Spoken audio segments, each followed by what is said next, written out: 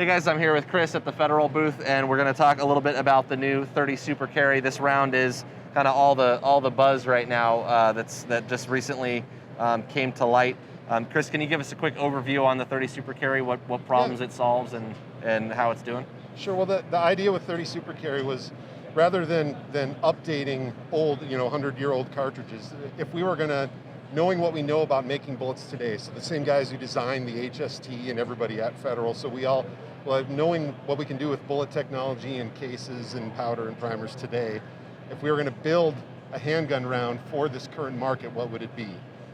So it led us to concealed carry, personal defense, and then what that brought us to, of course, is, well, we need terminal performance, firstly, and then the secondary benefits would be if we could get more rounds or build smaller guns, make it more convenient to conceal and carry or just to be able to have more rounds with you on board. So it took us to that minimum threshold of 9mm terminal performance, and that's based on, there's kind of two families in terminal performance. There's everything up to and including 380, where you have to compromise something, right? Because there's just not enough energy, there's not enough there. So either you have shallow penetrations if you've got big upsets, or you have to have smaller upsets to get penetration. So you're always compromising.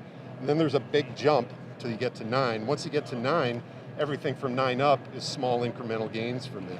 So once you get to 9, you can have penetration and expansion and get what the FBI considers the most important terminal performance things that they factor in. So it's placement, then penetration depth, and then expansion size, right? So you get to 9 and you're past that threshold to where it's considered effective. And they summarized that really well when they were talking about going from the 40 back down to the 9. Yes.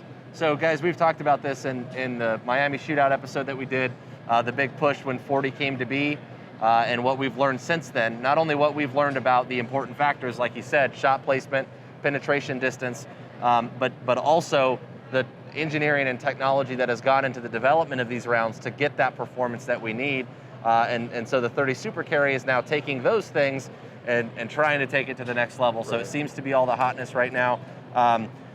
The only real thing that I've heard is a negative, and let me back up for a second. So the idea is that this smaller round, it's a little bit smaller than a 9mm, right? Yep, yeah, it's a 312 diameter instead of a 355. So and 100 grain instead of the common 124 grain and up. So the idea is that it is a slightly smaller round than a 9mm. So if you look, we'll show you this picture here that shows in the space of 10 rounds on a 9mm, you can actually get 12 of the 30 Super Carry. So you increase your capacity, but you also get similar performance to a 9mm, if that's a fair way of describing it. We're nudging right up against what a 124 grain 9 can do. It surpasses actually what 100 and 115 grain 9mm can do. That's awesome. One of the critiques that I've heard, and I don't know if it's a critique, but I read somewhere that the chamber pressure was a lot higher than 9mm. Is that rumor true or false? Yeah, it is true. It's designed to be a high pressure cartridge. It actually uses a small rifle primer. It is designed to be a high pressure cartridge. The MAP is going to be about 52.